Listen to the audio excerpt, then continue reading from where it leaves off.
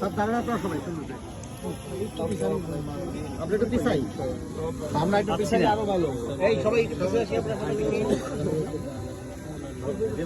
এই পাশ থেকে একটু পিছিয়ে আসি। রব্বানা আতিনা ফিদ দুনিয়া হাসানাতাও ওয়া ফিল আখিরাতি হাসানাতাও ওয়া কিনা আযাবান্নার। রব্বুল আলামিন,